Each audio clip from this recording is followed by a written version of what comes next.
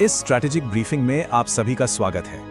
Military intelligence के students और tactical analysts होने के नाते आज हम टीआरएफ नेटवर्क के खिलाफ चलाए गए multi faced counter terrorism campaign को डीपली डिकोड करेंगे।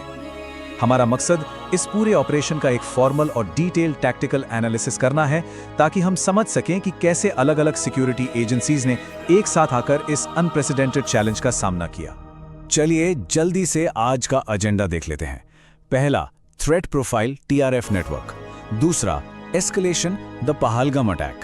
तीसरा, स्ट्रेटेजिक शिफ्ट ऑपरेशन सिंदूर। चौथा, टैक्टिकल सिनर्जी ऑपरेशन केलर। और आखिरी, मोमेंटम ऑपरेशन नादिर। शुरू करते हैं सेक्शन 1 से, थ्रेट प्रोफाइल टीआरएफ नेटवर्क। किसी भी काउंटर ऑप से पहले दुश्मन को जानना सबसे जरूरी होता है, राइट? इस मैट्रिक्स पर गौर कीजिए। ये इन लड़कों के डाइवर्स बैकग्राउंड्स को हाईलाइट करता है। एक तरफ हमारे पास शाहिद कुट्टे जैसा कैटेगरी ए कमांडर है जो 2002 से एक्टिव था और दानिश रिजॉर्ट अटैक का मास्टरमाइंड था। दूसरी तरफ अदनान शाफी दार जैसा एक आम कॉलेज स्टूडेंट जो रेडिकलाइज होकर वाची में एक मजदूर की हत्या कर देता है। और इन सब को कंट्रोल कर रहा था शेख सज्जाद गुल जो रावलपिंडी में बैठकर टीआरएफ का सुप्रीम कमांडर बना हुआ था। ये क्लियरली दिखाता है कि थ्रेट किसी एक स्पेसिफिक डेमोग्राफिक तक लिमिटेड नहीं था। अब अप्रैल 2024 से फरवरी 2025 के इस टाइमलाइन को देखिए। यहाँ वायलेंस एस्केलेट होने का एक क्लियर पैटर्न नजर आएगा। दानिश रिजॉर्ट अटैक से लेकर हीरपोरा में सरपंच की हत्या, फिर वाची में मजदूर का मर्डर और फाइनली टेरिटोरियल आर्मी के जवान पर एम्ब्यूश। एक full scale strategic response deploy होने से पहले लगातार 10 महीने तक ये टारगेटेड किलिंग्स का सिलसिला बढ़ता ही जा रहा था। तो बेसिकली इनका असल मोटिव क्या था?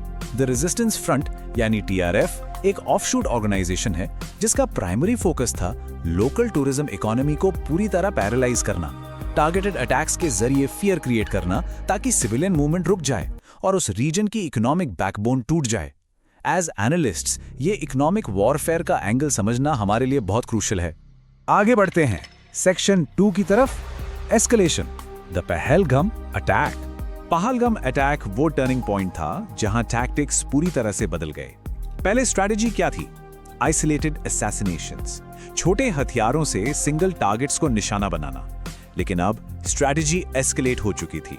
आर्मी की यूनिफॉर्म पहनकर बेसरान वैली में M4 और AK-47 राइफल्स के साथ एक वेल ऑर्गेनाइज्ड मास कैजुअलिटी एम्बुश को अंजाम दिया गया। एक सिंगल टारगेट से डायरेक्ट स्क्वाड लेवल एंगेजमेंट पर आना यह एक बहुत बड़ा और खतरनाक शिफ्ट था। और इस एस्केलेशन का नतीजा था ये नंबर 22 अप्रैल के उस पहलगाम अटैक में 28 नॉन मुस्लिम सिविलियंस को सिस्टमैटिकली अलग करके मार दिया गया। ये सिर्फ एक आंकड़ा नहीं है, ये इस पूरे कॉन्फ्लिक्ट का एक क्रिटिकल थ्रेशोल्ड था जिसने क्लियर कर दिया कि अब एक अग्रेसिव और डिसाइसिव काउंटर स्ट्रैटेजी की जरूरत है। यहां से आता है सेक्शन 3, स्ट्रेटेजिक शिफ्ट ऑपरेशन सिंदूर। पहलगाम के बाद रिस्पांस आना ही था और वो भी सीधे कमांड स्ट्रक्चर पर। 7 मई 2025 को ऑपरेशन सिंदूर एग्जीक्यूट किया गया। इसमें स्कैल्प और स्टॉर्म शैडो क्रूज मिसाइल्स का यूज करके क्रॉस बॉर्डर LET, JM और HM के ट्रेनिंग कैंप्स को टारगेट किया गया। और यहां सबसे बड़ा टैक्टिकल अचीवमेंट किया था 0 रिपोर्टेड सिविलियन कैजुअलिटीज। एक हाईली प्रिसाइज एरियल रिस्पांस जिसने कोलैटरल डैमेज को बिल्कुल अवॉइड करते हुए अपना काम किया। अब आते हैं सेक्शन 4 पर, tactical synergy operation Keller. Aerial response के बाद बारी थी ग्राउंड ऑप्स की। 13 मई 2025 शोपियन का सुकुन किलर फॉरेस्ट। एक 20 लाख की बाउंटी वाली टिप मिलती है और ये लोकेशन अचानक से इंटर एजेंसी कोऑर्डिनेशन के एक मास्टर क्लास थिएटर में कन्वर्ट हो जाती है। एज मिलिट्री इंटेलिजेंस स्टूडेंट्स ये स्टेप्स आप सभी के लिए केस स्टडी है। देखिए कैसे एक लोकल इन्फॉर्मेंट से मिला ह्यूमन यानी ह्यूमन इंटेलिजेंस सीमलेसली एक मैसिव कोऑर्डिनेट सर्च मिशन में ट्रांसफॉर्म होता है। CRPF, आर्मी, राष्ट्रीय राइफल्स और JNK पुलिस का जॉइंट डिप्लॉयमेंट, सबने मिलकर सुबह 8 बजे तक उस घने जंगल के सारे एस्केप रूट सील कर दिए। एक ऐसी टैक्टिकल सिनर्जी जिसने क्लोज क्वार्टर्स फायर फाइट में उन टारगेट्स को एलिमिनेट करना पॉसिबल बनाया। इस घेराबंदी ने कितना साइकोलॉजिकल और टैक्टिकल प्रेशर क्रिएट किया था, ये इस इंटरसेप्टेड रेडियो ट्रांसमिशन से समझ आता है। एक पाकिस्तानी हैंडलर अपने कॉनर्ड मिलिटेंट से कह रहा है, आखिरी गोली तक लड़ो, सरेंडर मत करना। पीछे हटे तो जहन्नुम मिलेगा। फोर्सेस ने उन्हें पूरी तरह से लॉकडाउन कर दिया था। और इस प्रेशर का नतीजा हमारे सामने है। शाहिद कुत्ते, अदनान शाफीदार और एहसानुल हक शेख जैसे हाई वैल्यू टारगेट्स इसमें एलिमिनेट हुए। इसके अलावा हैवी टैक्टिकल मटेरियल रिकवर हुआ। AK-47s, दर्जनों मैगजीन्स, हैंड ग्रेनेड्स और वायरलेस कम्युनिकेशन सेट्स, की पर्सनल और स्पेशलाइज्ड इक्विपमेंट का एक ही झटके में सफाया। इसने TRF की ऑपरेशनल कैपेसिटी की कमर तोड़ दी। और आखिरी फेज है section 5 momentum, operation Nadir. Operational doctrine कहती है कि जब दुश्मन डिस्टेबलाइज हो तो प्रेशर हटाना नहीं चाहिए, और फोर्सेस ने एग्जैक्टली यही किया।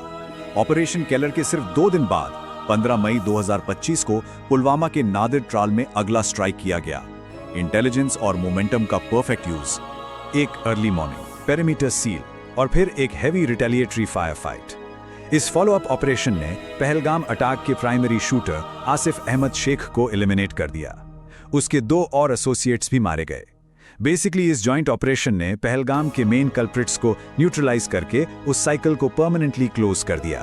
तो इस पूरे एक्सप्लेनर के बाद एक बड़ा सवाल जो हम सबको खुद से पूछना चाहिए, फ्यूचर के एसिमेट्रिक एंगेजमेंट्स में इस मोमेंटम को बनाए रखने के लिए इंटेलिजेंस और टैक्टिकल यूनिट्स को क्या नए ऑपरेशनल एडजस्टमेंट्स करने होंगे, क्योंकि थ्रेट्स इवॉल्व होते हैं और हमारी टैक्टिक्स को उनसे एक कदम आगे रहना होगा।